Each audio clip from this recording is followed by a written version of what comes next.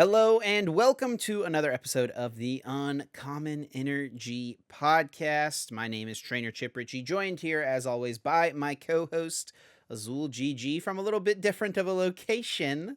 What's going on, Azul? How you doing, man? I'm doing pretty good, Chip. I'm going to be in Hawaii for the most of this next week. I'm taking a little bit of a vacation. So, that's where I am right now. So, I got here yesterday, had a pretty good first day. It's definitely nice being it's definitely nice here. I guess I that's what I'll can say. bet, Um, yeah.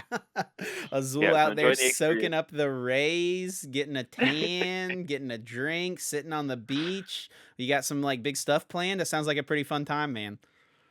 We don't have a ton of plans yet. I think we plan to do some kind of thing later, swimming with like the manta rays or something um, later today. Besides that, we don't have anything else planned, but we looked at a lot of different things that we can go do. You know, volcanoes, waterfalls, beach locations. So definitely a lot to do. Probably not gonna be able to do everything, but definitely gonna try and do as much as possible while we're here for like the next 4 or 5 days. So yeah, excited to see the sights for sure. What about you, Chip? How's your week been? What's going on with you? Yeah, very. It's been good. Not quite as exciting as going to Hawaii or anything like that, but yeah, like I said last week, my wife and I were sick last week, but we got better. We're all good. I really wasn't ever that sick. I kind of was like just Yeah, tired on Sunday, pretty much, and that's it. My wife was a little bit more sick, just some sniffles and like a little congestion and stuff, but was pretty much all better by Tuesday. We both had negative tests by the end of the week, and like we were pretty much 100% by like Thursday, Friday, which was great. So yeah, we're all good. Everything is good. We're just getting ready for the baby to come, counting down the days. 33 weeks pregnant now, so we're counting it down. It'll be very soon. It'll be little Chip here, so looking forward to it. But it's gonna be a wild ride to say the least. But we're not yeah, here to talk about Azul being in Hawaii or me having a child. We're here to talk about Pokemon, about the Pokemon TCG, and we've got some exciting, fun stuff we're going to talk about this week. We are going to spend a good bit of time this week talking about Worlds, the World Championships, kind of the big major tournament, what everything comes down to for a season in the Pokemon TCG. The thing everyone wants to do is become the world champion. So, to kick off the episode, we're going to talk a little bit about kind of an interesting casting call that Pokemon put out there, which if you're living in the Los Angeles area, you're definitely going to want to listen up for. And even if you're not, you maybe want to just kind of give us your thoughts because it is very interesting. A little bit of speculation could be done about what this is for. And then we're going to talk about Worlds a little bit, preview what this year's World Championships may look like. We'll talk about some of our past Worlds experiences. Azul and I have both competed at World Championships before. And so we'll talk about that, what our first Worlds looked like, what, some of our favorite memories from Worlds, all of that stuff. Then we will, of course, have Guess That Flavor Text. And then we're going to close out the episode with talking about how to prepare for the World Championships. So if you are someone who is competing in the World Championships this year, you're definitely going to want to stay tuned for this part. Because, yeah, we'll talk about how we have prepared in the past, a little bit of insight from Azul, especially on how he has prepped for day one versus prepping for day two, since he is someone who has competed in both day one and day two in the past. We'll talk about kind of that structure a little bit as well. And then maybe a little bit about what Azul's doing to get ready for this year's World Championships. Yeah, I don't know. Anything else, Azul? You ready to hop into it? yeah. Let's get into it. Let's start with that. If you want to go ahead and read off the what's it called? You found like a Yes. something to go over for the casting call. Yeah, so Start let's there. talk about this casting call. So there was this like interesting announcement that went out. I saw it on a ton of the different like Pokemon news sites. We're looking at it here from Bulba Garden forums. There was this little image. Pokemon trading card game now casting. The Pokemon Company International is currently searching for an energetic, personable candidate of all ages and their families for an exciting new opportunity. Whether you are trying to learn the Pokemon trading card game to connect with your loved ones, hone your TCG skills to get to the next level, or are already a competitive player, we would like to hear how a Pokemon TCG expert can help you. currently casting in the greater Los Angeles and surrounding area. Share your story now at PokemonTCG.castingcrane.com. So, kind of, they talked a little bit about what they're kind of looking for, but it's it's a pretty wide range of what they're looking for in this, right? We've got from someone who's just looking to learn the TCG, or someone who's looking to become a competitive player, to someone who's already a competitive player. So pretty, they've covered all the bases there pretty much, right? Yeah, and they don't talk too much either about. I mean, the one thing they say at the end is how would we would like to hear how a Pokemon TCG expert can help you, right? But that's kind of all the information we have on what this thing is, right? Yeah, I mean, well, Like, the fact that it is a casting call, that means this is for some sort of show or something, I would yeah, imagine, or some series of some sort. So, I mean, that's pretty interesting for sure. How a TCG expert can help you, I guess, as far as like making you a better player. Maybe it's like a little bit of like a coaching type thing, or they're just wanting to find interesting stories related to the Pokemon TCG. There's another little statement here from Barry Sams, who's the vice president of the Pokemon Trading Card Game International, or sorry, the vice president of the Pokemon Trading Card Game at the Pokemon Company International. And so I'll read his little quote here. The Pokemon trading card game has been a cornerstone of the Pokemon brand since it was introduced more than 25 years ago, and at the center of its success is its fans. From dedicated competitors in the Play Pokemon program and casual players battling after school with friends and family to collectors or general enthusiasts, we're looking forward to spotlighting the stories of our diverse TCG fans. Anyone in the Los Angeles area with a Pokemon TCG story to tell is encouraged to apply. yeah. So I guess yeah. I mean, it doesn't give us like a too in depth of I guess details on what they exactly plan to It's do, almost but like it they sounds don't like a know what they want. It's like yeah, I guess. we want to find an interesting story that has to do with the Pokemon TCG. So that is the prompt here that we have been given. Yeah. And so if you fit that bill, if you've got some kind of interesting story, you live in the LA area, could be a thing for you. It does say that it's a pretty in-depth application. It sounds like I saw someone else posting about this. It's like 63 questions is what this says. It includes questions like where did the applicant grow up? What qualities does the applicant I can't read today, man. What qualities does the applicant possess that would make the applicant the best gaming contestant? So So, that's is it like that's a reality interesting. game show a little bit? Maybe a game show, maybe preparing. I mean, it says a Pokemon TCG expert can how a TCG expert can help you, right? So maybe it's like a TCG expert helping you to play against someone or something like that. I guess Or I actually recently watched. So I've like almost never watched this show, but I know so many people watch it. Big Brother. I've watched like two episodes. I watched one episode like last week, just randomly in a Discord call.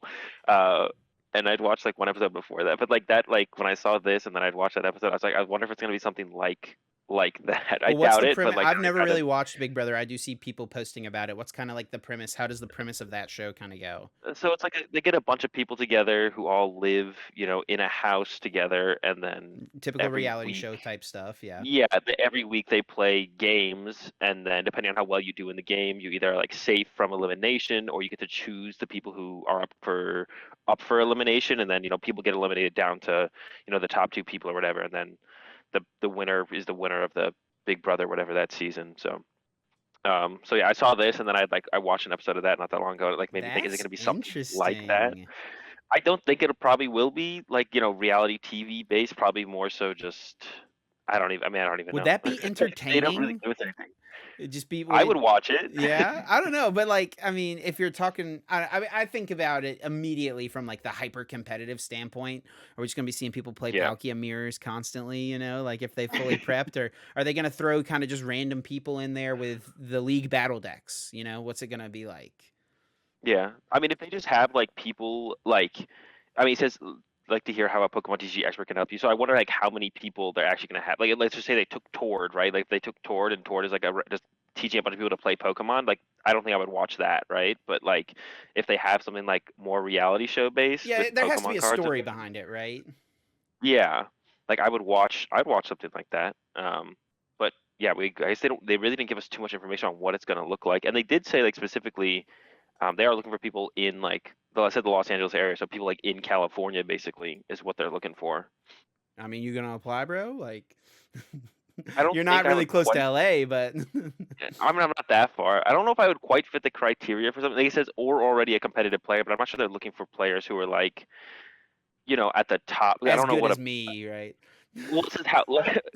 We would like to hear how a Pokemon TCG expert can help you. So if it was someone like Tord, I'm sure I could learn something from Tord, but there is definitely a limitation on what I could learn from people who they would qualify as a Pokemon TCG Sure. expert, right? So I don't know if they're really looking for people who are in my situation where it's like very much an already established top level player. So For sure. No, I'm um, just messing with you. Yeah, yeah, I definitely think it sounds like something really cool. Like if I lived in LA, maybe I'd find a way to apply for this. So like anyone out there, if you've got a TCG story that you want to tell, sounds like a good place to potentially do it and maybe get yourself featured on some sort of show or something in the future. Who knows what the details of this are going to be? Obviously, this is just a casting call.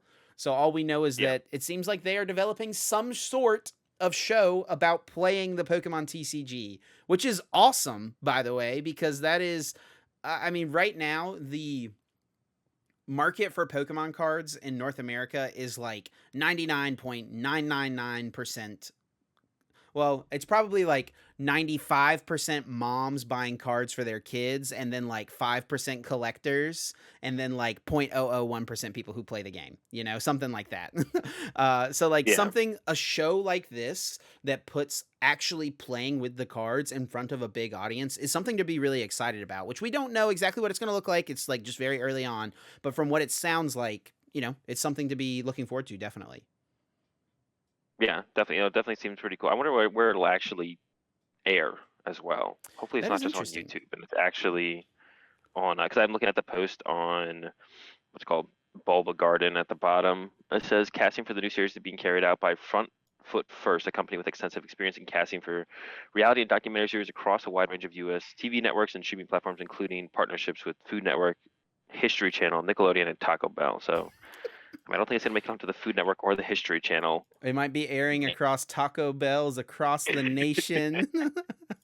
Yes, I wonder where it'll actually air, and I'm sure we probably won't see it for like maybe a year, like 6 months at least, probably, I right? Because think they have that to if like, they're putting out a casting call now, it's a very safe bet to say we won't see this for at least a year. We might not even know yeah. more about it for at least a year.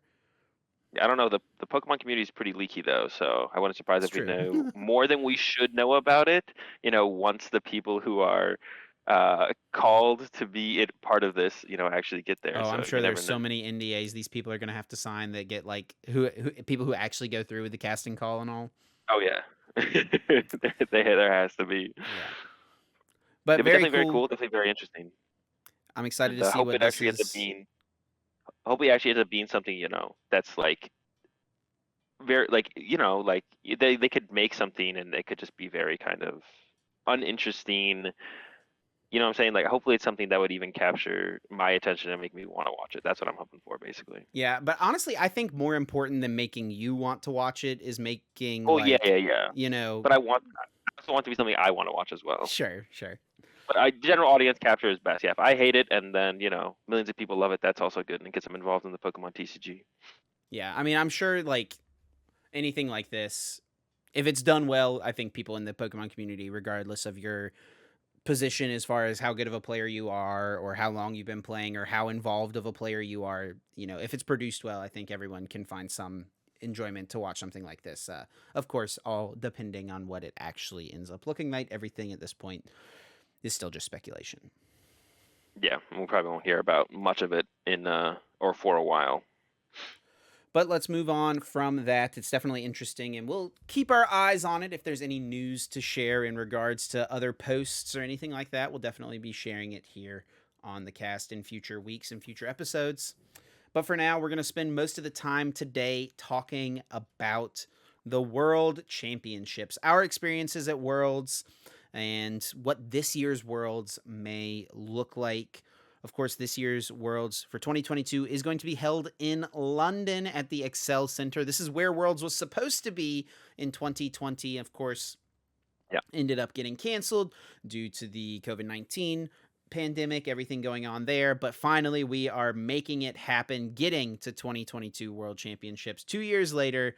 It definitely is very exciting. The kind of weird thing about this, though, is like it is the 2022 World Championships, but in order to qualify for this World Championships, you probably had to earn most of your points in 2019 and then like maybe a little bit in early 2020, right? Yeah. I wonder if anyone actually got their invite just from 2020. I don't think anyone did. I haven't heard of anyone Not that in did. North I guess if you America play, for sure, because we yeah, our if you, threshold was 500 points. I don't think yeah, there's anyone who got 500 points in just this quarter. yeah. So what is it in Europe? Is it 350 in It's Europe? Sounds right. 350. So there was Okay. I don't know for sure. It's definitely much more doable for someone from Europe if they played in a couple European regionals and then also got solid points at EUIC, because the ICs just Yeah. give so many championship points, even down to like top 64, I think gets 100 points, right? Um It's a lot. it's a huge amount so of the 350. But the one player who I thought had the best shot, I was actually just looking at the leaderboards questioning this if anyone was able to do it right before we started recording, because I had the same question as well. Mateusz Rusnek from Poland got Yeah. top 4 at EUIC, had only been playing for a short while, got top 4, which is 320 points, but according to the leaderboards, unfortunately finished with 320 points. So that means 30 points short, which is so crazy that someone got top 4 at the second biggest tournament of the whole season, as far as prestige, definitely being in internationals, Yeah. and isn't able to play at the World Championships. What a bummer, man. It really just goes to show, like, to me, there should have been more of an opportunity for someone who just started playing in the last couple of years to try to get their invite. Yeah. I mean, I wonder if they even went to, what if they didn't even go to any more events? What if they didn't I'm even not try? sure. I mean, yeah, because 20 points, that's not that hard. You know, you show up at any of the other European regionals, you need what, top 64, top 128, depending on if there was any of them big enough for that. But yeah, it wouldn't have been probably too difficult if you showed up to one or two of those. I mean, maybe that was just their one event that year. They're just like, all right, I'm just gonna go top 4 this IC, and then that'll be it for me. If I don't get it at the IC, I don't get it. That actually is kind of interesting to think about because it almost feels like the championship points for ICs are. I have never thought about this before, but it's almost like they're set for to get your invite as an American player because our invite is 500 points. You get 500 points if you win. Wait, do you get 500 if you win? You do, right? Yes, you do. Okay, you get 500 if you win an IC, but everywhere else in the world is less points. It that feels like it just kind of feels Yeah, weird but because part think of the about reasons that the ICs pay out so many points, like why you get 100 points for top 64, which, top 64 at North American internationals is a lot harder to do than top 64 at the Oceania internationals. It just kind of is, yeah, right? It's just such a yeah, longer tournament. Even though you're still playing definitely. against great players, it's just a bigger tournament, right? I don't think anyone would really argue that. You could But try. they could try. But I think that part of the reason that they pay out so many points to top 64, even at like, OCIC is usually around like what, 350 ish players, something like that, I think, Yeah, um, is because they want to give a good opportunity to players from those regions to get a lot of championship points, because they don't have as many regionals as we do in North America. that's So true. That's they, true. they pay out so many more points for that reason, in my mind at least. I mean, I obviously don't know for sure, but that's like what would kind of make sense to me. Yeah, yeah. I'm not against them having more points, and I guess it kind of works both ways. Like it almost feels like they're scaled to make it. If you win it, you get your invite as an American player. That's the way it just seems. You get 500 if you get first, right? And it's 500 points for an invite if you're in America. But then I mean, also it it makes works sense for the other America. way. It works the other way around as well because it's like, well, there's way less events in all of these other places, so Right. the point threshold or the points that you should get from the IC should also be higher for that reason as well. So it kind of maybe just works out that 500 was the number that they landed on. More less so to do with like getting your invite if you are a North American player, and more so to do with just like we want people to get a good amount of points in these regions from these big tournaments. But it was just like I never actually thought about that before, and then it kind of like crossed my mind as we were talking about it now. It's like, oh, if you win it or if you just get top four, you get your invite in other regions. But in America, you'd have to win it to get your invite, or if you're from North America. Not that it's Right. a big deal either way, just kind of interesting. Definitely. I mean, and also, yeah, it does make sense, I think, for North America to have the highest point threshold. We get the most events, and it's the largest player base. So it just kind of Yeah, makes sense. Those two things combined, it should be the highest threshold to get your Worlds invite. I'm not going to complain about that. So, yeah, so let's just yeah, talk a little bit more about this year's Worlds, kind of what it's going to look like. Like we said, it's going to be in London at the yeah, Excel Center. I think that is this the same place that the yeah, London Internationals was held at? You went to that IC, right? yeah. There's two in London. The first two European, the first two European ICs were both at the Excel Center in London.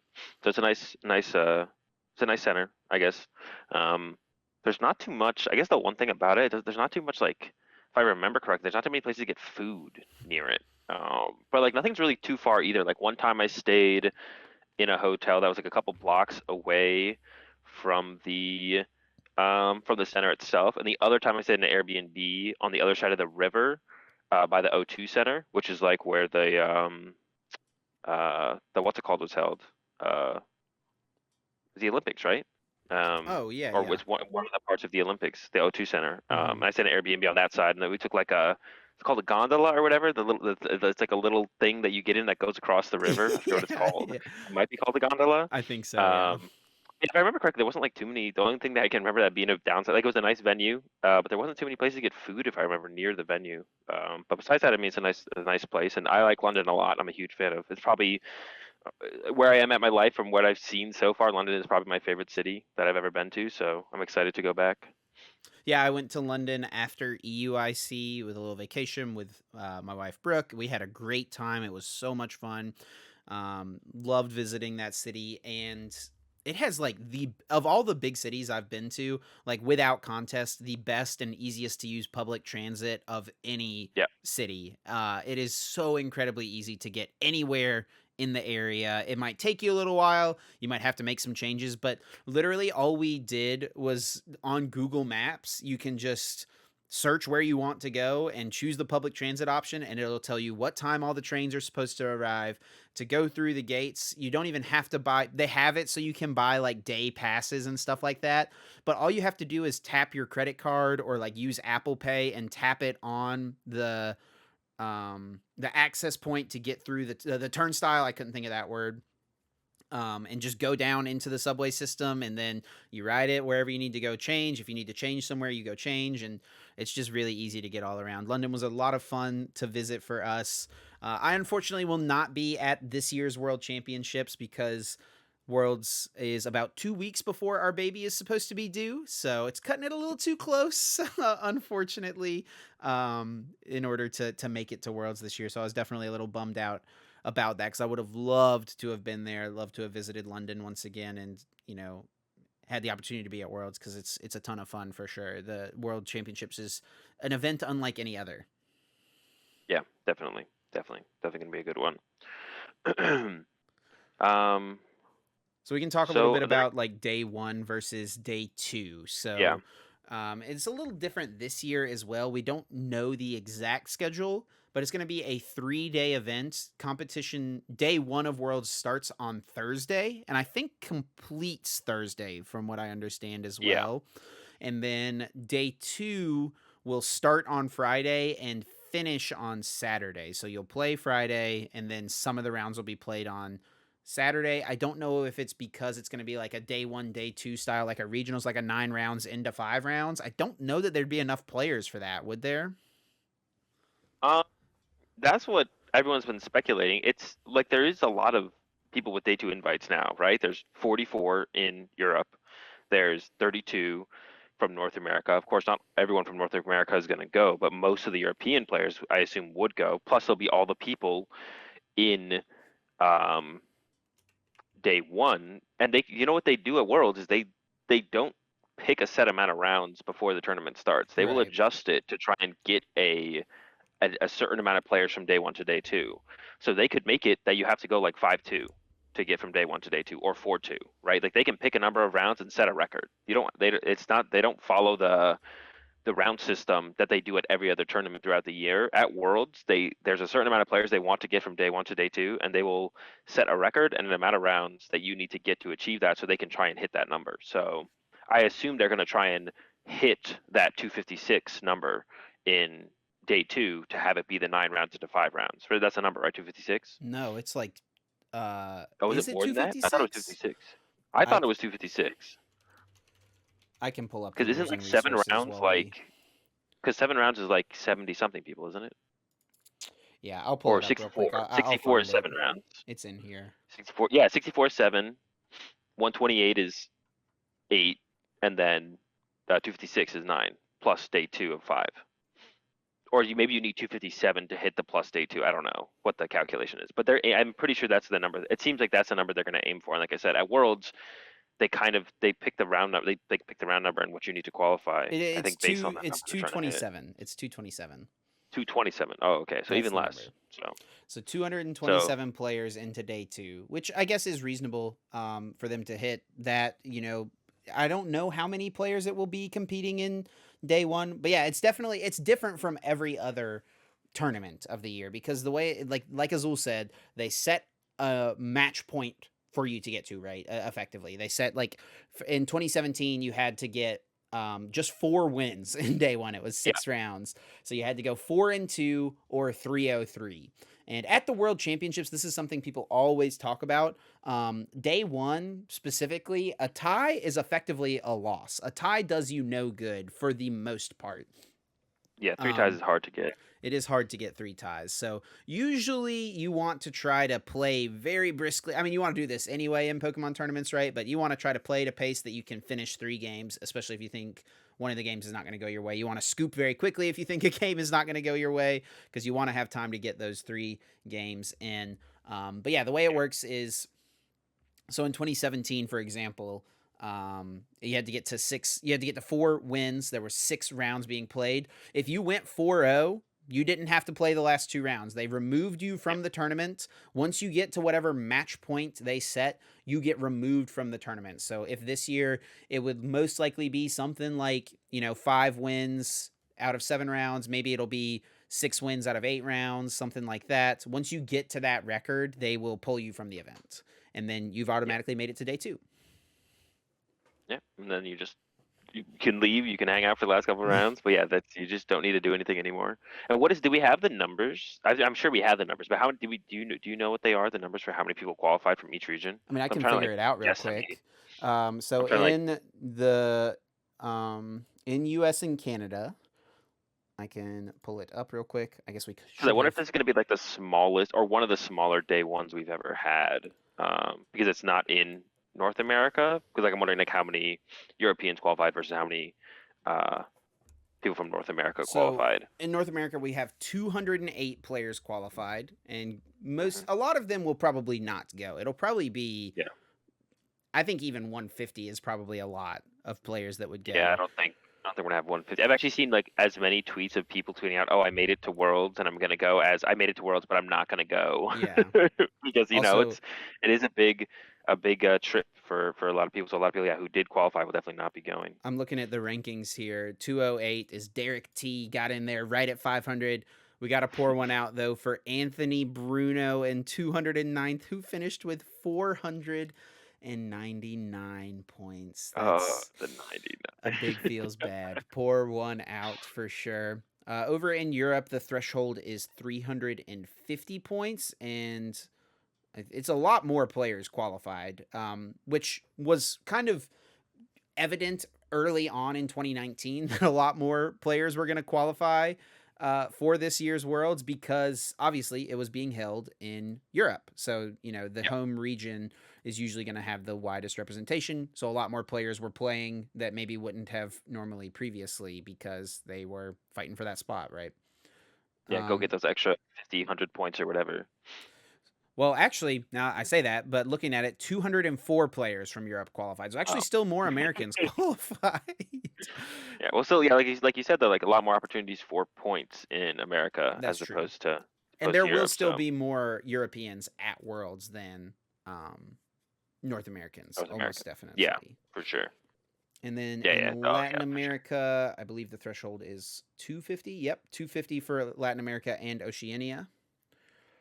And in Latin America, we're And the doing this IC all and like live. Australian IC, like the conversion from like points to invites at OCIC has to be so high then Yes, for getting people their invites. absolutely. But that, once again, what it is meant to Yeah, yeah, of do. course. Yeah, so in Latin America, we've got 159 players at 250 or more points. And then Oceania, I would imagine, is going to be the smallest because it is the smallest player base. Of the four, we've got 51 players qualified. Yeah.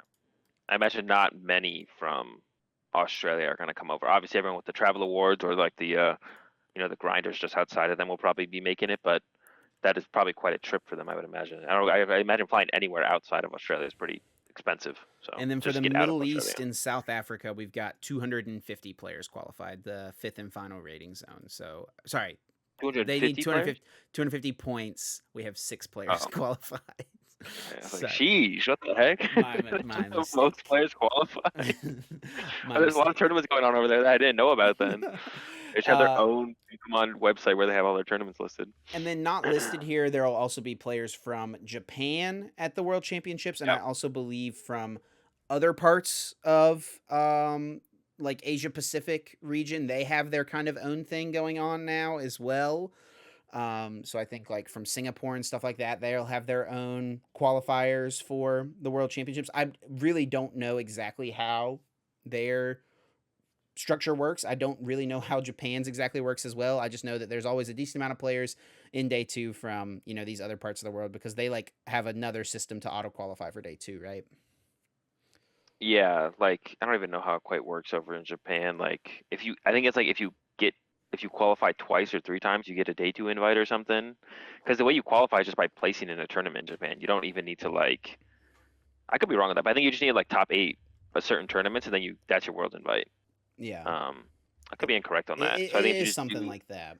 yeah, if you like, because I know like Tuan Lei got their day two invite after they top 32'd a tournament in Japan a while ago. They got like top 30. I remember seeing their tweet. They're like, got top 32, got my day two invite. I have a dentist appointment tomorrow, so I'm not going to be playing any further or something like Yeah, I that. I remember think that's what that. they Yeah. said. So yeah, they from them getting top 32, that gave them their day two invite. Whether it was like from a point system or just like high enough placements makes you get into day two. I don't know. I did hear someone tell me that there is going to be a lot more players from Japan than there normally is because they've been playing more consistently than we have. So as long as they run tournaments, people who place in them get their invites. Yeah, So they there's a had lot more tournaments back in like Japanese players. 2021. Yeah, so there's going to be a lot more Japanese players with invites. I don't know how many are going to actually show up to the World Championships, but apparently there's a lot more than there usually is with invites. So we'll see. Could be a lot of Japanese players in day two. So yeah, and speaking of day two, we've got, plenty of people who are going to be auto qualified for the second day of the tournament. And you're someone, Azul, you've played in day ones, you've played in day twos. It's definitely a lot different between, I guess the prep work going in for how you prep for day one and day two. We'll talk about a little bit more about prepping for worlds later on, but just kind of what have been kind of some of the differences of your feelings going into worlds? Like, is it a big confidence boost to go in knowing like, okay, I get to skip day one of play? I mean, it's definitely nice. The two times that I played in day one, oh, actually, I've only played in day one once then, actually, because in Vancouver there was no day one, day two. It was a grinder and then people with their invites. So the one time I played in day one, I didn't make it to day two um, at the Boston World Championship. So it's definitely nice not having to just like go through those extra rounds. But at the end of the day, I don't think it actually matters too much. Like if your goal is to win the tournament, like it's so much harder to place well in day two than it is to get from day one to day two. Because like the players are just better in day two already. Like already half the players are extensively better than most of the players in day The one, literal right? That's best why in the world. Yeah, literally the best players in the world. It's like one thing to make it from day one to day two, and then go into day two, and you're hitting people like Stefan, Gustavo, Tord, Robin, Bradner, John Ang. Like, there's so many good players already in day two. Like, if you can't make it from day one to day two, you probably weren't in a great place to even do well in day two most of the time. Of course, there is a lot of luck and stuff in Pokemon in general, but if your deck choice and your preparation weren't enough to make it from day one to day two, I do feel like most of the time. Uh, you probably weren't going to do that great in day two anyways. It kind of is a little bit harsh, I guess, but I don't know. Like the player level is so much consistently higher in day two. There's a lot of great players in day one, of course, who like are as good as some of the top players in day two who didn't quite make it to the day two invite or didn't even attempt to try and Didn't get the day grind it two as invite, of much, course. yeah. But generally, the more you do something, the better you're going to be. So the people who are those players who grind year round to try and stay on top and stay in top 16, top four, get the travel awards and all that stuff, it makes sense that they'll be on average the better players, right? So, I mean, I think there's definitely a pretty big advantage. There definitely is an advantage being in day two, but I don't actually think it's as big as people think it is. Like, because if your goal was to win the tournament, or let's say your goal was to like get top 16 at Worlds, if you start in day one or day two, I don't think it's going to change too much of like your outcome. If you're able to achieve it, like if you're able to achieve it, if you start in day one or day two, like it starting in day one or day two isn't going to change up too much. I don't think, as long as you come prepared with a good deck. I mean, I think for the players at the top level, it is a huge advantage, obviously, to make it to not have to play in day one, because the main way that the top level, I'm talking the top like 0.1% of players, the main way that the top 0.1% of players lose a game of Pokemon is a bad matchup or bad luck. And by playing Yeah, less rounds, you minimize the chances for you to hit a bad matchup and you minimize the chances for you to have bad luck. I guess is a way to think about it, right? yeah, there definitely is an advantage. It just doesn't feel like it's as big as people have made it out to be over the years. I don't know. And I'm someone who's like I played in day one before, so it doesn't feel like it's as big of an advantage as people make it out to be. Overall, definitely an advantage, definitely huge to not have to play day one. But I think if your goal is to try and win the worlds, whether you're starting day one or day two, like I don't think you having to start on day one is as big of a disadvantage as you might think it is. I don't know. It doesn't feel like it's and it also, I mean, yeah, it just doesn't feel like it's that as much yet. It just doesn't feel like it's as much of a disadvantage as some people have made it out to be in the past, or I guess more so like as big of an advantage is to get in day two more than anything. Well, Like, let's think back on the recent world champions for the 2-day format, because like you mentioned in Vancouver back in 2013, and I think even in DC in 2014, the format was different. There wasn't day 1, day 2, there was a last chance qualifier and then the world yeah, championships. yeah, Um yeah, yeah. I think 2015, the Boston Worlds that you played in day 1 was one of the first years they did the 2-day format, but That might have been the first one actually where they had the okay. 2-day format. So let's Yeah, think that might have been the back. first one. Henry Brand, the 2019 world champion, day 2 player, correct, for that Worlds? Yeah, they're probably better to look at like all of the top eight as well.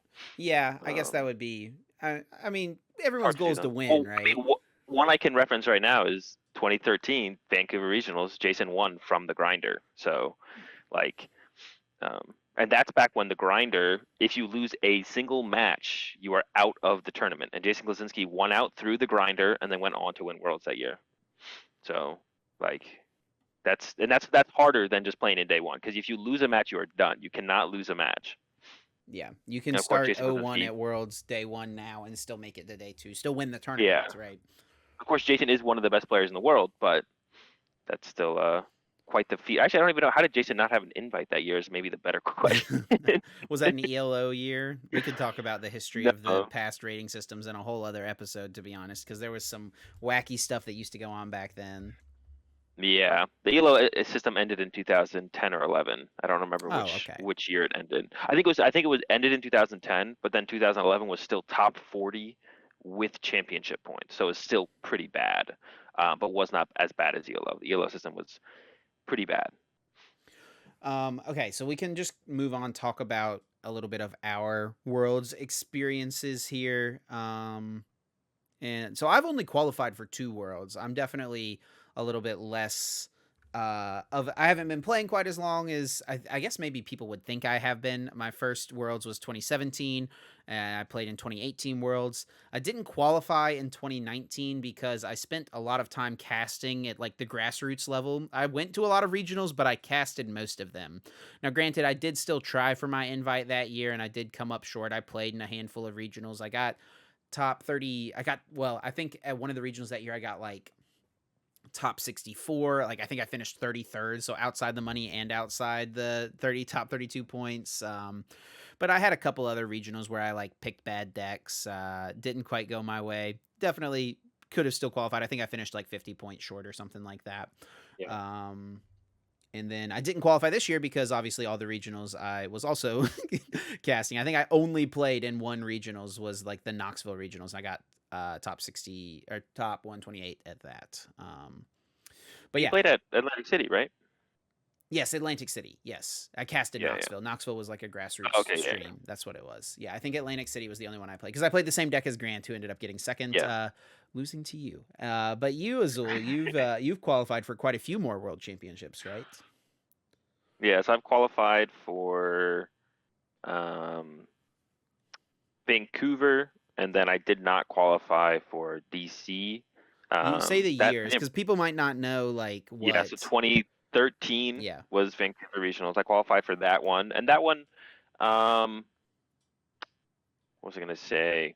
Um, I don't know how close I was the years prior to that at all. That's back when the systems were a little bit different. I didn't really like attempt to qualify for Worlds, and even in 2013 for Vancouver, I didn't like try to qualify. I was just kind of playing Pokemon locally, and then towards the end of the season, ended up with enough points to get there. So I was like, okay, well, I guess I'll and then I wasn't even gonna go, but then one of my friends who qualified for the first time as well was like, "All right, we should go." And then I was like, "All right, let's go." And then we ended up going to Vancouver and playing in Worlds that year. And then after that, DC, I didn't really play much during that year. This was 2014, so I didn't qualify for that year. Um, and then the year after that was Boston in 2015, and I qualified for that one in day one. Didn't do great. I remember I played in the Boston Open. I got top 32 in the Boston Open. That was the first time they had an Open, I think. Um, and then after that, every year after that, I've qualified for the day two uh, invite since. So that's 2015 on. I've gotten the day two invite till now, and played in every world since then.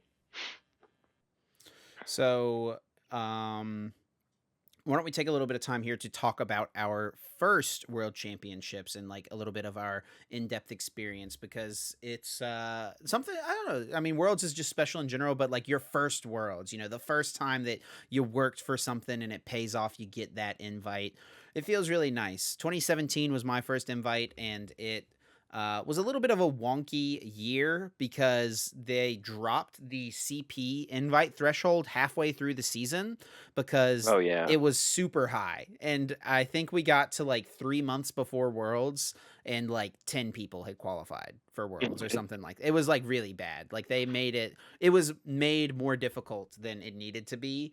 And I yeah, think, they messed up. They went back and fixed it.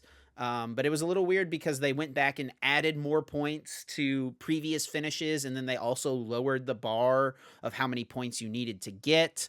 Um, so I got top 8 and top 16 at regionals that year. I got top 8 at Athens regionals. I got bubbled at ninth place at St. Louis regionals, and those are kind of still my two best finishes. And so from that, I ended up getting enough points from some cups and challenges and finished it out. I actually ended up getting the last necessary points needed by getting top 256 at NAIC in 2017. And I did it the entire season playing Mega Rayquaza was my go-to deck. It's what I always rolled with. I was always, the night before tournaments, I was testing something else out that wasn't Mega Rayquaza, and I just heard it calling my name from the backpack. Had to pull the deck box out, adjust it for the tournament, and boom, was ready to go. I just kept running back with it, and that's what I played for all of my big finishes. And so I stuck with it for Worlds that year as well. Didn't go that good for me, unfortunately. It was a super fun time still, but I finished like 2-4 when it was all said and done. I did end up playing out all 6 rounds, even though after I had taken my third loss, I was still In round 5, when I took my third loss, I knew I couldn't make day 2 anymore. I was like, you know what? It's my first Worlds. I'll play just for fun. And then in the last round, I hit Gyarados, which was just like a terrible matchup because it was a one prizer that could had ways to one hit KO my Mega Rayquaza, so it didn't quite work out for me. But I don't know. What about you, Azul? You said, I guess you talked a little bit about your journey already for your first Worlds in 2013. But what was it like actually playing at the event, and how did it go for you? Yeah, so it was the first Worlds for me was Vancouver. Um, Worlds. I actually really like Vancouver. The city's really nice. It's right on the water and everything. I was kind of bummed I didn't. That's the only reason I was kind of bummed I didn't go to Vancouver this year because I like the city so much. I also went there for Vancouver regionals, a while ago now as well. But for that year, yeah, I didn't like really plan to get my invite because like back then that was like the second time I think I'd even been on a. Oh, maybe not. Maybe second time I'd even been on a plane. Maybe third because I'd been to. Yeah, maybe that's the second time I'd even been on a plane. The first time I went on a plane was for Indianapolis Nationals way back in 2010. But because that was maybe like the second time I even went on a plane was to go to Vancouver regionals. And yeah, I didn't really like plan to go to Worlds. I wasn't like playing for my invite. I was just like playing Pokemon locally with all my friends. And it got to the point where me and one of my friends, we ended up with our invite. So we're like, all right. And then he was pretty set on going, I don't think either of us planned to go initially, but then he was like, all right, I'm gonna go. You should come with too. You should go. You've And already I was like, told all this right. story this podcast, by the way. Yeah, yeah. I'm like really excited. So we ended up going, right? And they ended up going um, to Worlds that year. I didn't plan on going, but yeah, I ended up getting my invite, ended up going. And yeah, it was I guess it was like I can't remember it too much. It was definitely like I was remember being super excited being there, playing in my first World Championships. Um, You remember what you and I played? played, yeah, I played Eels Rayquaza. And actually another of our friends got top 8. John Bristow got top 8 with the deck, and that was like his deck going into the tournament. I was a little bit more set on playing Darkrai going into the tournament with I had 3 Plasma Absol in there to help with the Plasma matchup because I felt like that matchup was really tough. I remember, but the night before the tournament ended up switching to the Eel Rayquaza, and I actually ended up doing pretty well. I think I lost my winning in to someone playing Kling Klang, which was actually a pretty tough matchup. We didn't play the Victini. There was a Victini that could one hit KO Cobalion EX. We didn't end up playing that. Instead, we just played the Rayquaza so we could one hit KO Black Curums in the Blastoise deck. And I still almost beat him, and actually John ended up beating him in top 32, I think, on the next day. So it was a pretty close matchup, actually, just with the baby Rayquaza. I wasn't quite able to pull it off in Swiss, but I think if I had won that one, I think I could have ID'd my next round or something, or I need to win that one and then maybe one of the next rounds, and then I would have been in top. There wasn't top 8, it was top 32 back then. They cut to top 32 or 64 or something, but I was pretty close to making top 32 at that one. I know if I had won that one, I was really, really close. I don't know if I need to win the next one. I don't even know if you could ID back then, so I'm saying ID, but I just remember being really close and being like, I okay, if don't I think you win this, could. I I'm don't like, think there I'm almost was there. ties back then. Yeah, I don't think now that I'm thinking about it, I don't think there was. So I had to like win that one and then win the next round, I think. Or maybe that was the win it in, to be honest. That might have been the win it in Young for Azul's top memory 32. was foggy, apparently. Yeah, because like top 32 it was like 150 people at the tournament, maybe. I can't even remember how many people were at the tournament. So top 32 of 150, you didn't have to do that great, right? Like 4-3 or something. Yeah. So yeah, you didn't have to do that great to get top 32. So I remember I was close. I lost to them. Friend John, who ended up making top 8, they beat them in top 32 or top 16 or whatever. And played Ray. It was a ton of fun. My first World Championships. It's definitely a nice experience, a good experience. And I think definitely now the World Championships have more turned into being a little bit more of like a. Back then, it definitely felt more so just like a tournament. But I feel like even like NAIC and now the World Championships as well have turned into being more of a kind of like a convention, kind of like an experience, more so than just a tournament. Which they definitely tried to do that back then with the World Championships, but I feel like it's turned it into much more kind of like that in recent years. Which I think is what it should be, right? Like so many people are traveling super far distances, a lot of them Right. internationally, to come to this event. Like it should be more like a PokeCon. Um, the tournament should be the focal point of it, but there should be a lot more to like do and see while you're there at the convention, for sure. And speaking of that, one of the big things they started doing recently and will continue to do at London this year is host open tournaments. So these open events take place usually during day 2 of Worlds, and it's for all the people who are not playing in day 2 of Worlds, and it's kind of a good way to kick off the next season. It's a CP earning event, which there's been a little bit of controversy about that in the past, but Yeah. it's a way to start the season off. You play the same format. In current day, in the past, there was times where you would play a different format, right? Where I think like because you used to rotate after Worlds. No, I think you still played the same format because No, rotation you still always played occurred. Worlds Yeah, format. yeah, yeah. Yeah. You played Worlds format, but it was for the next season. Yeah. Yeah, I remember Do that. you have? I think I'll give my opinion on that. But do you have an opinion on the whole open giving CP?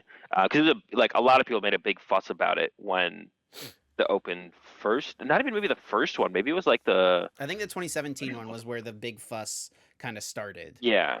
But like they started in Boston, right? I think it's when the open tournament started was That's in before my Boston, the time. Boston I Open. know there was not one at Worlds in 2016 because I did play that year. I Oh, that's like right. started playing partway through that year, but I had some friend like I had gotten a little bit more involved like towards the end of 2016 and like made some friends in the community, and I remember the people I was like friends with and talking to who were at Worlds like that Worlds was kind of miserable, wasn't it? Like the capacity at the venue was super tiny. Like there was no way there was even space for an open event, right?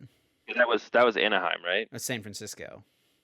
Was San Francisco before Anaheim? So it was like Yes, San Francisco Boston, was Boston, San 2016. Francisco. Okay, yeah, yeah. San Francisco. It was pretty meh. Like it was. We were in the ballroom of a hotel, which like it was plenty of space for the tournament, but there was like nothing else. I don't even remember if there was a Poke Center like there usually is. Um, Poke Center shop at that one. I don't even know if there was, to be honest. Like they were like counting people. Like I remember at some point, I think someone who was a competitor was turned away, like when they were heading down to go compete, because like no, there's too many people downstairs. You can't go down there. It's like the person was like, I'm playing in the tournament. You have to let me down there, like, because there was like definitely Kick somebody issues else with how many out. people. There's definitely an issue with how many people were allowed. Like there was no spectators. I don't remember there being a Poke Center.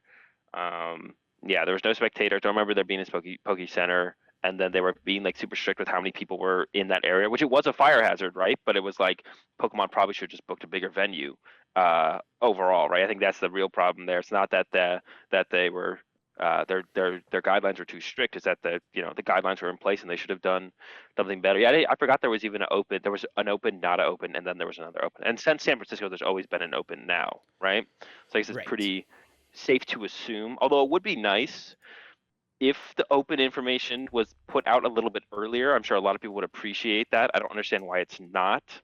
Um, maybe at this point we should just be able to expect there to be open tournaments, especially for a lot of people. Like I said, it's becoming more of an experience to just be at the event, and that is what a lot of people do. Is a lot of people come to the World Championships to not play, right? Especially now with the way they've kind of scaled the event to be more of a experience and less of a just the tournament, I guess.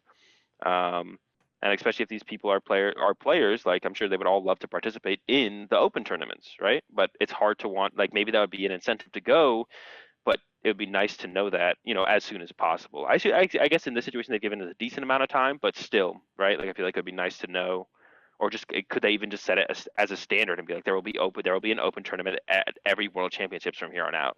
Like they could just say that, right? Like, Yeah. and I feel like that wouldn't be that would help people make their decision on whether or not they want to travel to Worlds and go, even if they don't have an invite or something. So I'm a big fan of Um, the open tournaments in general just because it adds more to do at Worlds, like you said, making it more of yeah, an event as opposed to just one tournament going on. And I think we're seeing a lot more of that in general with side events becoming a lot bigger at tournaments, especially I think in big part thanks to GLC doing really well recently. Like a lot of people go to these tournaments to hang out, see their friends, play the side events, or compete in the event. Most people still compete in the main event, but they're not really yeah, like. There's just so much more to do besides. I think like for World specifically, and then also for the regionals, they want people to just go to the event, even if they're not like trying to win the tournament. They want them to go have fun and enjoy a Pokemon convention more so, like you said. yeah.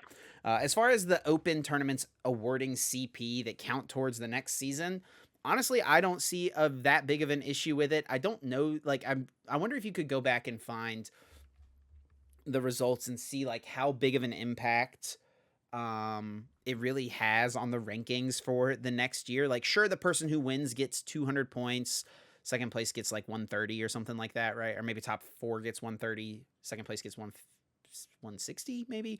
Um Yeah.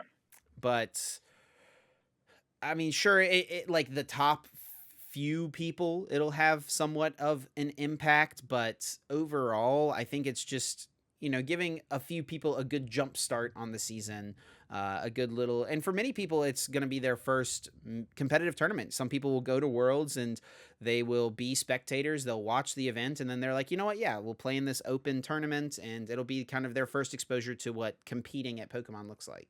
I don't know. What are your opinions, though, as someone who finds yourself consistently a day two competitor, on how it affects competing for the next year's World Championship day two? So I mean, I don't think it has too big of an impact on that. If the player was already good enough to achieve it, they will. In my opinion, like the traveling to enough events, the overall like variance of everything will pan out to where the best, most of the time, the best players who actually took the extra time to travel to more events will be the ones in the top 16 or in the day two. What's it called for that? I guess one of the ones I mean, the one of the bigger gripes that I've seen people come up with is just like the idea of like for the chase for like I feel like it's like such a privileged standpoint to complain about the open giving CP. Like it just shouldn't be a problem. No one should have a problem with it, to be honest. But like the stipends towards the next whatever IC is I think the biggest point that I've seen people bring up in the Sure. past is like, it's easier to get towards that travel award towards that. It's not fair for I did like the hand quotation marks for anyone who's listening and not watching on YouTube. For everyone else to like now they don't get to compete for that as consistently like because like the other people got a head start or whatever, right? But like I just don't think it like I don't think that matters. Like it's just not that big of a deal. Like if you're truly gonna try and chase that consistently year round, like you'll be able to get it as if you're a good enough player, and if you're not, then you're not going to get it, right? And then for the player who maybe won the Open, if they all of a sudden decide to be like, okay, I'm going to go for the top 16 chase, it's great to have more people who want to take the Pokemon game that more seriously. Maybe if they hadn't gotten those initial points, they wouldn't take it this season that seriously. But now all of a sudden they're like, now that I have this initial jump start, maybe I will. And then, but still, if they're not a good enough player, they're still not going to come out on top. And if they were the whole time, now we have another player in the mix to elevate the competition, right? Which is great. So I think it's just like a fine thing. There's no if they didn't give CP, I feel like it should just give CP. The more I think about it, like no one would want to play in it. It wouldn't be an event that anyone cares about if it didn't give CP, right? Like, Yeah. yeah, it should give. Now that I thought about it, like if it didn't give CP, it would suck. So I'm glad it gives CP, especially at a high enough level to kind of push people for their invites, or push players to want to pursue doing like the year round stipend slash top 16 day two chase whatever. Yeah, it needs to So be differentiated from just a standard side event, right? Where like all you're getting is prize wall tickets, which yeah, you usually like the prizing for this event is the championship points, and then you usually get prize wall tickets for the prize wall at Worlds, which is equivalent to like I know in 20 the pricing for it was so good at the Anaheim um Open. I've played in the Anaheim Open and the Nashville Open in 2019 because I didn't compete at that Worlds, but I went and played in the Open yeah. tournament. Um, and I got top 32 at both of them. And in 2017, Wait, I got. have we had worlds at Memphis and Nashville? There's not been a Worlds at I'm thinking, Memphis. There's been regionals at Memphis. oh, okay. I don't know why I was thinking Memphis all of a sudden. I was like, why have we had worlds at both of those locations? All right, go ahead. No. Sorry. Yeah, I remember Azul busted his butt on a bird scooter at Memphis Oh regionals. yeah, skin my knee. A story for another time, but uh I just remember yeah, 2017, like I got top 32 and I got enough prize wall tickets to go get a booster box. But then in 2019 I played and I got enough prize wall tickets to get like two booster packs. So it was very inconsistent and honestly pretty dumb. I think even the people who won the tournaments didn't even get a full box in 2019. Yeah, Um, which is kind of silly because you pay like, I mean, it's like $30 entry. Like the London Open is yep. €30 entry, which I guess is the same as or sorry, it's £30. Yeah, Which not is now euros, the 30 same, 30 right? pounds, but it's like pretty much the same as a dollar. I think the pound is still Yeah. a little bit more than a dollar, but getting closer. But anyway, I don't know. I think that the open tournaments are great. It gives players something to do. I'm a fan of them. I've done well in the two I've played in, so I like them for that as well. You've Keep them never coming. you've always done pretty well at Worlds though, so I don't you've never had an open experience, right? I played in the The Boston Boston Open. That's one, the one. yeah, but the Yeah, more that's the one recent time I had a ones. day one invite and I did not make it to day two, and then I got top 32 at the Boston Open. One thing I will mention about they've been inconsistent about the formats though for the Opens. So Boston Open was cut to top 32, but they did away with top 32 cuts pretty much altogether, Yes, just like after that. And then you had the uh, Anaheim Open, which was a asymmetrical cut, that's right? right. Yep. If I remember correctly. So they were Mhm. like testing that out for the first time in Pokemon. They did an asymmetrical cut at Anaheim, and then For maybe the anyone worst. who I doesn't don't know, think. to talk about what Oh, that so looks like. asymmetrical cut is when they're like, okay, we're cutting to a top eight, but anyone with the same record as someone who is in top eight, we will do an extended play-in bracket where everyone, well, now like let's say there's the eighth seed is at 6-1, right? And the seventh, the ninth, the players who's in ninth bubbling out of cut is also at 6-1, and then everyone past them is at like 5-3, or 5-3-1, whatever. So then the ninth and the eighth seed player play against each other to see who is the eighth seed. So if you have ninth and 10th seed at 6-1, then the eighth seed and the seventh seed play against the ninth seed and the 10th seed to see who gets to be in top eight. So it's basically like if you end up with the same record as anyone in top eight, you play in to top eight against those players. And if you have 16 people, then everyone plays. So kind of like plays up the further and further. So being like first seed is actually an advantage as well, a bigger advantage than it's ever been in Pokemon. Being a higher seed in Pokemon has never been an advantage at like a regional. Like sure, you'd be like, well, you get to maybe play against the eight seed. It's like, well, the player skill level isn't a drop off. You're just hoping to hit a certain deck, really, for the most point. Like you're never trying to dodge a player. So it's like, oh well, theoretically they might be a worse player because they're coming in at eighth seed instead of what's it called, second seed, right? But like it's never really been actually a thing that actually is like an impact on your choice of your impact of you wanting to be first seed, right? Um, so I guess one thing I'll mention about that, it'd be cool if in Magic they let you pick if you want to go first or second in Magic if you're a higher seed throughout all of top eight. It'd be cool if they brought that to Pokemon. I think that would be like giving yourself a reason to play for a higher seed at these regionals and ICs and stuff would be I think that'd be a fair advantage to have if you played for it, right?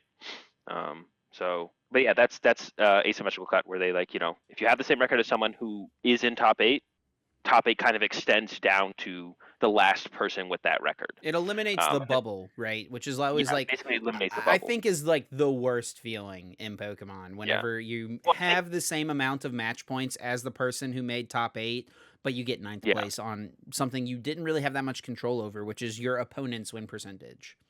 Yeah, I'm a fan of asymmetrical cut as well. But another thing you have to keep in mind is just like the length of the tournament. It does extend the length of the tournament. So, but I don't think by an unreasonable. It's like +1 best 2 out of 3, right? It's a +1 top cut match, so it's plus Plus an an hour. hour pretty much. So not a whole ton. But there is a difference between. I don't feel like so few people understand this. There's a difference between bubbling in and bubbling out. If 9 people have a record and one of them makes top eight, that's bubbling in. None of you deserve to make top eight. One person got lucky. If 7 people have the same record and 6 of them make top eight and one doesn't, that's bubbling out. And sometimes it's kind of close to 50-50 ish, but it's not as clean cut as always being, oh, I had the same record as someone as top eight, but I'm, 32nd seed. Like, you did not bubble out, bro. You did not bubble out. Someone got lucky enough to bubble in. There's a huge difference between those sometimes. So it's not quite as you're not always bubbling out. Sometimes one of you with that same record was lucky enough to bubble in. Yeah, but it Um, sounch so much but yeah, better to just be able to say like, "I I bubbled know. out, bro. I bubbled out. I was so close." That's like yeah, but that's like instead of like saying yeah, I mean it just does yeah. I guess it makes it feel a little bit better for sure. It definitely makes it feel a little bit better, but there definitely is a difference. Um, but yeah, they had asymmetrical cut at Anaheim, and then at the DC Open. This is the second time we've had Worlds in DC. Now that I'm thinking about it, Yes. 2019. Wait, what's 2018 Worlds? Am I like 2018 was missing a world? Nashville. Nashville, they had the Nashville Open. I don't actually know. Did they had cut for that one, right? I don't remember. I did not play in that one, but They I maybe know did. So the at Nashville, go ahead. but yeah, at DC they had no cut. It was Right. just people who ended at first seed in the tournament won the tournament. And also, these tournaments are hard. Igor Costa and Xander Perot won. They had 2 opens at DC. Actually, they had 1,200 people. They did 2 pods, 2 opens, no top cut. Xander Perot and Igor Costa, two of the best players in the world, won both of their respective pods. Right. Yes. Um, Yeah, but there was no top cut, which I definitely think, even if you asked the winners of those tournaments, Igor and Xander, they would both be like, yes, we prefer there to be a top cut in these tournaments, right? Because they're not going to be able to go 801 and 90 every single time they rerun that tournament, right? So I think everyone would prefer there to be some kind of top cut, asymmetrical, top 32, top 8, whatever. I think we'd all prefer a top cut at these Opens. So hopefully they bring that back for the London Open. And I do forget the Nashville Open, but for some reason I do think that it was the same as the DC Open because I don't remember that being a huge surprise at the DC Open that there was no top cut. So I feel like Nashville Open maybe was the same where there was no top cut. I don't remember though. Yeah, I might be able to pull it up on Limitless real quick. I think something that is worth talking I think we all about prefer a though, top cut though. something that's worth talking about though in regards to these tournaments is the skill level of the competitors, because obviously the people playing in day 2 of Worlds are the best players in the world that year, right? The people who are at the top of Yeah. their game for the most part. Obviously, like you mentioned, Igor Costa, Xander Peru, definitely 2 of the best players at that time, still 2 of the best players. You know, still ended up winning the Nashville Open, but like I think a huge part of that is because they were just stomping people because they were way better than everyone else they were playing. They probably met way less resistance at these Open tournaments than they would have even met at a regional championships. Do you agree with that? Yeah. Oh yeah, definitely. Because yeah, all the players in day one who didn't make day two, they're showing up to play, right? So um, definitely going to be a pretty high skill tournament for sure. So on And actually, Limitless, I'll just say real so I looked quick. up Nashville. I found Nashville on Wikipedia actually. So they actually did do the same thing as Anaheim. They had a asymmetrical cut. Yeah, They had a top 8 asymmetrical cut for Nashville. there's I only found 9 that. players though for Nashville. It looks like compared to Um, 12 for the Anaheim Open, according to Limitless. I haven't looked at Wikipedia. yeah, but it looks like there was maybe only one pod, 669 players. Yeah, I remember it was really hard to register for that one because I tried to register for the Nashville Open and couldn't get in. Yeah. And a lot of people had that experience. Um, and I think a lot of people had that experience for the London Open too because it did fill up pretty quickly. I feel like, right? I think there was pretty open actually. Oh, I think it okay. was, I I missed registration for the first one, but it was open for 4 minutes. I mean, that's not a lot of time. It definitely, I don't think is acceptable, but 4 minutes in comparing that to uh, past registration fiascos this year, 4 minutes is quite a bit when you compare it to 2 seconds. Um, Right. so the first wave was open for 4 minutes. I did not get into I slept through my alarm for the first one, and the second one I made it, and it seemed I saw a tweet from Chris. It seemed like it was open for a little whiles after that, and then there were still waves 3 and 4 after that, or was it 3 waves? There was a wave 3 after that, so it seemed like it was pretty comfortable to register in comparison to previous years. And they're also doing a thing where if you register for the Well, not London previous years, Open previous. and you're Yeah, still playing at Worlds, that you'll get a refund. They like have said that expressly, which is definitely a cool thing because it was not always said previously. And I think people who were trying to register just in case they didn't make the second day of competition. And I think this time it's a little even more different because, like, I think it's going to be day 2 of Worlds will be broken up between 2 things. So there will be a lot more really good players playing in the London Open this year, most likely, compared to past Open tournaments. yeah, definitely for Like sure. you'll probably see Azul playing in the London Open. Hopefully Oh. not. Yeah, because it'll be just like theoretically, as far as we know, it'll just be day 2 of Worlds. Day 2 will be playing on Saturday, so everyone else will probably be playing in the Open. There's no reason not to. Yeah, exactly. All right. Well, we'll talk a little bit more about Worlds here to close the episode out. But before we do, let's take a quick little break for good old Guess That flavor text. Every week, we have one of ourselves pull a bit of flavor text from a Pokemon card throughout the years, read it to the other host, and the other host gets a chance to guess what Pokemon that card is featuring. You get 3 lifelines as well. If you guess the Pokemon without using any lifelines, you get 4 points, and then you lose a point for every lifeline you have to use. The 3 lifelines are what set the card is from, what stage the card is, and then also read an attack name. And this week it is Azul's turn to pick and read a card. My turn to guess, my chance to pull ahead. See if we can make it happen. Azul, you got something for me? I do. Are you ready? Uh, yeah, I'm ready. Let's get it. All right. It shows its cute side by chasing its own tail until it gets dizzy. Um,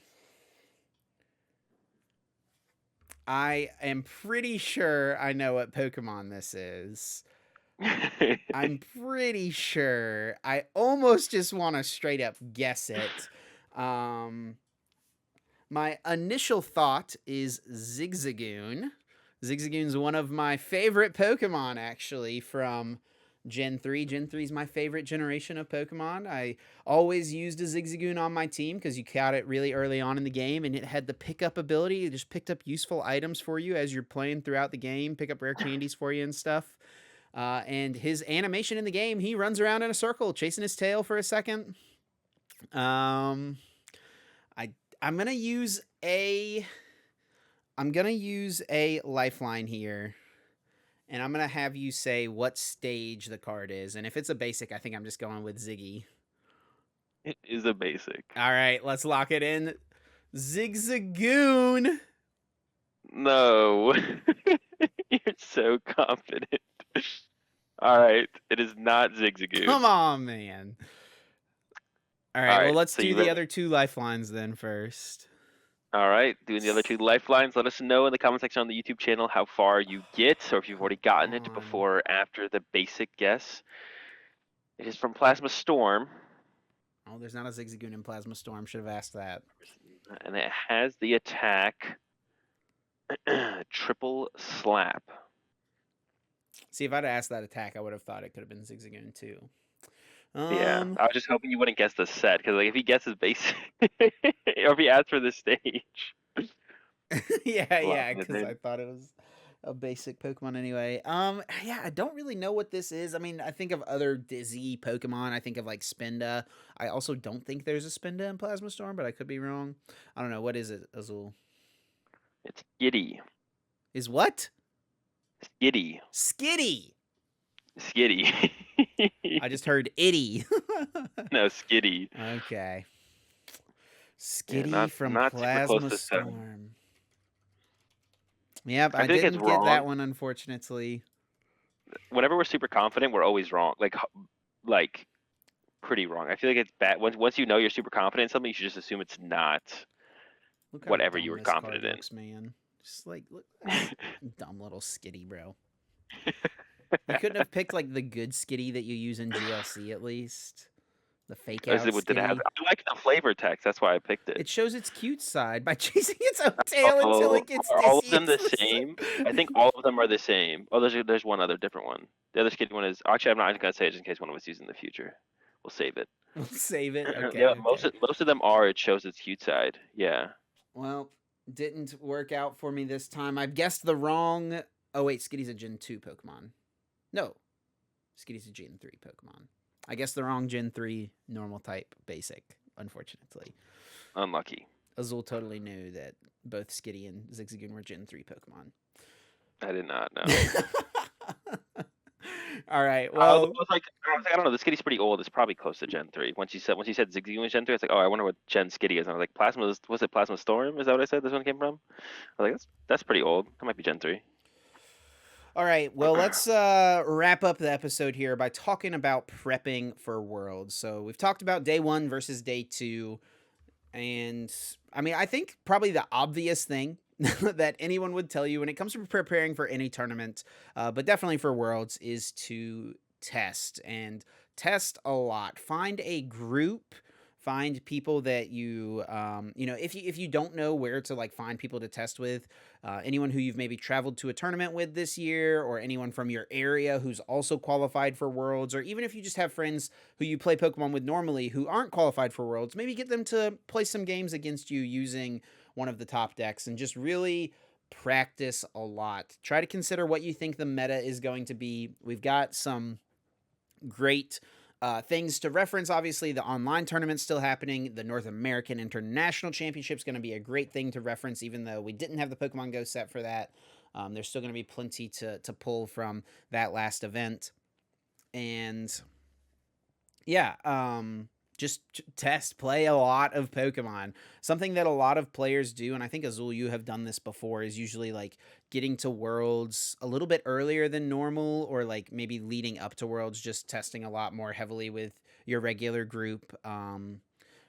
People a lot of times like get to, I know like the big European group usually like does a boot camp week before Worlds where they like Yeah. get together for a full week and just play Pokemon all day for 5, 6, 7 days and just figure out what the best deck in the format is. Have you ever done really anything like that, or what have kind of has your preparation looked like for the World Championships in the past? Not quite a boot camp like that. I guess maybe leading up to DC Worlds, we did quite a bit of testing, and we got there pretty early to get Pidgey control into the best shape we thought we could before the tournament. Yeah, you were Trying to just beat the missing the ranked number one Jirachis. It was seed. so close. It was so close. And no Jirachis.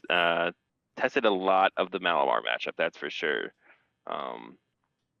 But I mean, not really too much more testing or extra preparation than what I normally do, what my group normally does, I guess, for like any IC or regionals. Maybe a little bit more. Like we all try a little bit harder, put in the extra effort. I guess maybe a little bit more, but yeah, I guess that's fair to say. Like I guess ICs and Worlds feel a little bit different as far as preparation goes. But yeah, just trying to put in as much time as you can. I kind of say that in general, we're trying to just get better at the game, or prepping for a certain event. Just as much time as you can put into the game in a constructive way is good. I think it's pretty tough to try, and unless you really have a good group of players who you can consistently work with, it's really hard to come up with two separate plays, one for day one and for one for day two. And that's why we basically see almost everyone who makes it from day one to day two of Worlds plays the exact same deck, right? Um, like the ratio of like it's probably like over 75% of players who make it from day one to day two play the exact same deck in day two, right? So it's not a not. You don't want to like you shouldn't feel like you have to come up with a second deck. It's really hard to come up with a second deck and be as proficient at it as the first deck that you bring for day one. Assumingly, the second deck you're bringing for day two is the better of the two decks as well, right? So you're choosing to play like a worse deck that probably is just fine to make it through. Like if you just played Arc Intel at day one of Worlds this year, like that would be probably fine, right? And probably a lot of people will. But then to also have another deck that you're just as good at going into day two that is better than that deck is going to be hard to come up with and be good at both, right? So unless you have like a solid group of players, it's really hard to do that. So I would say don't put too much pressure on yourself to try and do that, and try and just get good at your deck. If you're just a player who's playing through day one, to just get good at your deck. And if you're a player who's in day two, yeah, I mean, same thing, right? One of the only difference we ever see that in is like when there's like a group of players generally who some of them are in day two and some of them are in day one. Generally, we'll see the players who are in day one get the worst of their decks, but they do that for a reason, right? They know that people know they play together, so they don't want everyone to know their day two play on day one, right? Um, Yeah, we saw that a little bit actually in the 2019 World Championships, where I mean, one of the big groups that people always have their eyes on is the like limitless European testing group. yeah, And for most of them were auto qualified for day two. I think the group at that point is like, players like Robin and Nico, Tord, Pedro, all Pedro. those guys already in day two. But in day one, a couple of the crew was still playing, which was Philip Scholes and also Jesper Eriksson. And they both played the ability based Reshiram Charizard deck, which was not popular before that event. Everyone was talking about Green's Charizard. That was definitely the big way that people were expecting everyone to play that deck, because that Worlds was also a little different because the rotation had just happened right before Worlds. But the version of Ability Zard that they played, it didn't have the. Did it have the Nine Tails? I can't remember if it had the Nine Tails. I know it had the 12 fire energy instead of 18 The fire fire energy. crystals. Yeah, they had the fire crystal. They let them play the fire crystal build.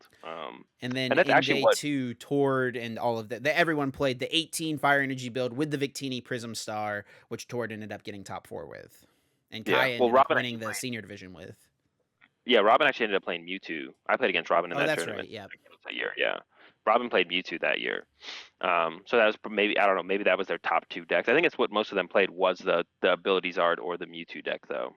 Yeah, Robin I think Nico played like a played Mewtwo deck with 15 energies or something in it, right? Some ridiculously high amount of basic energies. I remember because he played Jimmy on stream round one playing the Pidgey control deck.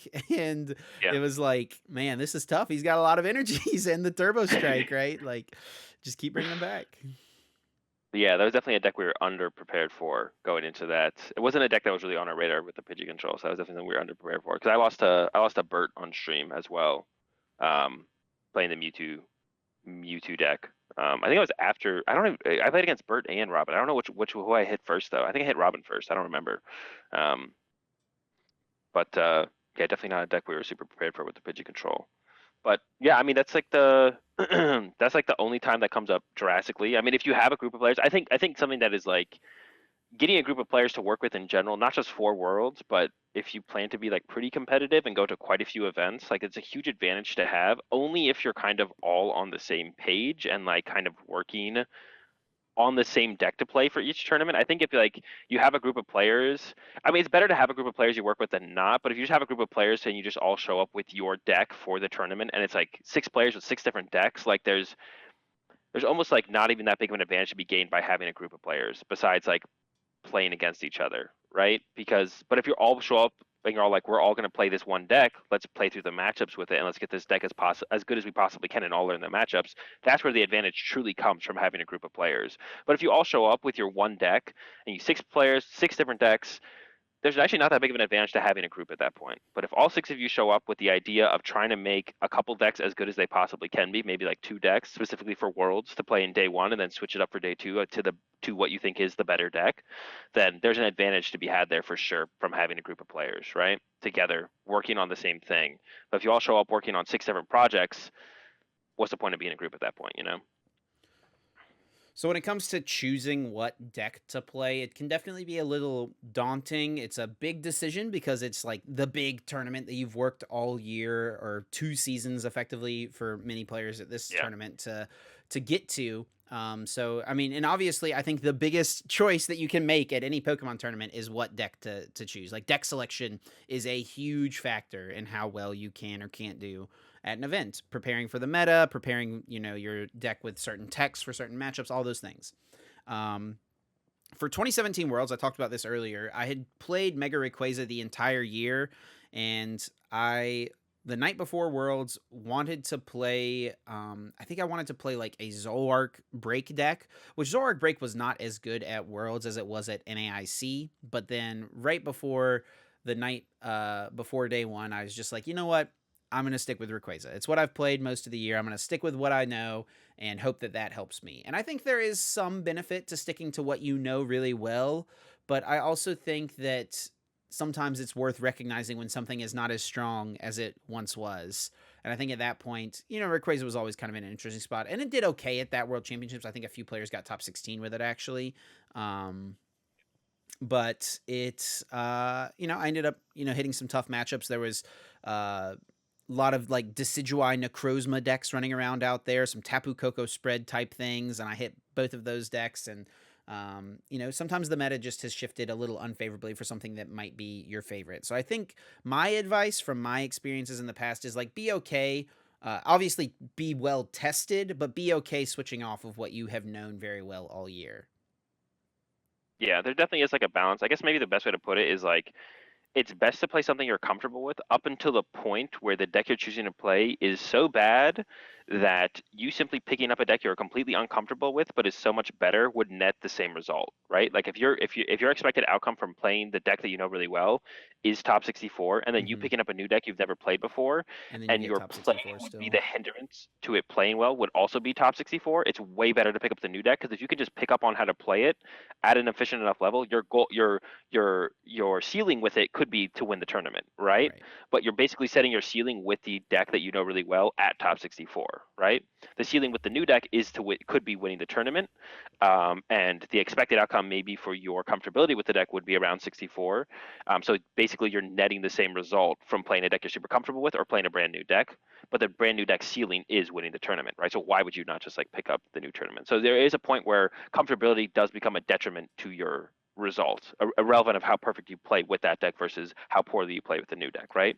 And if your goal is to win the tournament or do as well as you can, then just pick up the new deck and stop playing Rayquaza over and over again, right? Sure. And then one You use an example. yes, for sure. Just an example. No one has specific experience with that.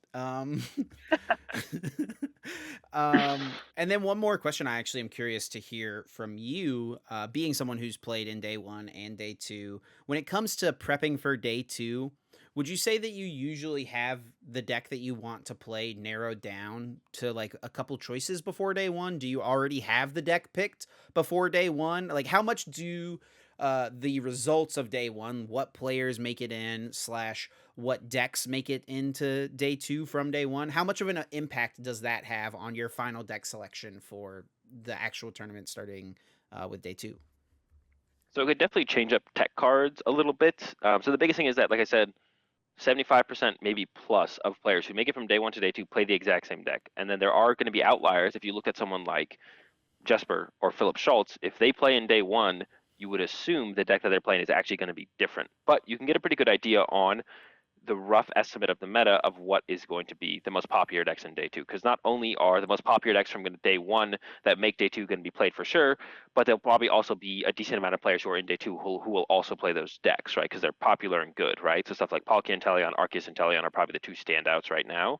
It's like, okay, those will probably be the most popular decks day one, probably have the highest conversion, or probably the most of them will make it from day one to day two, and then probably also players in day two will also play those, right? So, but there could be some other like decks that kind of a decent amount of them squeaks from day one to day two, where it's like all of a sudden maybe you want to play that tech card for that matchup because enough of them made it from day one to day two, right? And you look at those and you'd be like, okay, I'm gonna play this. But I've never had it to the point where I've ever changed my deck based on what did well in day one. I've never changed my deck. I've only ever changed around tech cards. I've never changed the deck. I have had other decks that I would consider playing, but there's never been enough of a deck that's made it from day one to day two to make me be like, okay, I'm going to change my deck now because I can't beat that deck. So basically, you usually have a pretty good idea of what the day one meta will look like, and you're already testing around that, and then that's usually what has the most success from day one to day two. There's not ever a situation in the past where there's been like an extreme outlier. I guess the one that was the most extreme that I could think about was um, the year that Robin won, because I didn't know at all about the Baby Buzz Garb Shrine deck. So we were like, we saw that do well, and we're like, oh, what is this deck? What does it do? Zorogarb still beats it. Okay, we're fine. We're just gonna play Zorogarb still, and we just played Zorogarb still. So it didn't actually change our deck choice. We did stop and think about it, but that's like the only time I can like it sticks out to me where I was like, oh, I stopped and thought about it. I was like, oh wait, it still loses to Zorogarb. We're fine, so it doesn't matter. Yeah, and I think for Um, this format, that format was a little different because there was a rotation right before, right? Or no, that was yeah. 2018, so there wasn't a rotation before, but it Oh was yeah, a there new was. Yeah, there set. It was. was a new set, so Got a new like, set. Yeah. and So it did change it similar up to quite a this. bit because the Shrine of Punishments being in Celestial Storm, I think, was Yeah, like I mean, Zorogarb is still the best deck. sure. Zorogarb was the best deck for a long time, and apparently only Fabian and Stefan knew about it for, like, yeah, Zorogarb was the best deck in that format for a long time, I think. But Yeah, but I mean, Celestial Storm had a massive impact on the meta, and people didn't really know how it was yeah, that's true. Oh yeah, gonna Rayquaza look as well. because yeah, Rayquaza did really well, had a couple top eight finishes. Pedro got top four Yeah, with it, and then it was a decent part of the meta as well. And then that Buzzgarb Shrine deck was a really solid part of the meta as well. And yeah, if you had gone into day two without having like thought about the matchup and not knowing during day one like what this deck looks like, maybe you lose some of those games with Zorogarb because you just don't know what they have coming, right? You don't really yeah, know the exactly. so like there's another point of like the advantage there of like being able to see what does well and be like, okay, is what we have still solid? It is. Okay, we're fine with this. You have to know what to do against it, right? Yeah, you definitely want to look at those results and like see, because like I said, like it feels like it's like I said, 75% plus of people, it's probably on the higher end, are just going to play the exact same deck, which is fine. Like a lot of people show up with the deck they tested and prepared for. This is the deck that they think is best. They're trying to do their best at the World Championships, and it's not going to be a huge hindrance on them playing the same deck either, right? Like them choosing to play the same deck on day two probably isn't going to be that big of a factor in their end result from day one to day two, or in day two after day one. So most people just play the same deck, and that's usually the best way to kind of do it consistently on their end as well. So that, but you can take a lot of that information with you, even if you're someone who's playing in day one, you still want to look at what did good in day one to day two, and now all of a sudden maybe you add a tool scrapper or an extra choice belt or whatever it might be, some tech card for some Right. matchup that you're like, oh well, there's so many of these made it from day one to day two. Now I should play this card, right? You still want to, even if you're a day one player, you still want to look at it the exact same. Definitely. Well, I think that's pretty much everything we wanted to talk about as far as preparing for Worlds, as far as like our past Worlds experiences. We'll talk more about the specifics of the meta for this upcoming Worlds in the coming weeks. So anyone who's competing at the World Championships or the DC, or not DC, the London Open, we'll talk about kind of our thoughts on where the meta is headed in the coming weeks. But for now, yeah, just wanted to talk about just kind of a general our thoughts on Worlds and our past experiences. And we really appreciate everyone listening. That's all the time I'm going to take from Azul because he's got to get out there and enjoy the beach, man. He can't be sitting in here talking to me on a podcast. So Azul, appreciate you taking some time out of the vacation to run the cast real quick. Of course. Yeah, thanks for everyone who's listening. Be sure to leave us a rating on your favorite podcast platform that you're listening to us on. It is the fastest and easiest way to support the channel. As always, leave a like and comment on the YouTube. Let us know where you're currently sitting at on the guess that flavor text Better than us, I'm sure. score. Yeah, I'm sure almost everyone's score is better than us. So yeah, let us know. Let us know how you did this week as well. And yeah, it's gonna do it for me. I appreciate everyone listening. Thanks so much for the support as always. And we'll see you guys next week. Peace. Peace.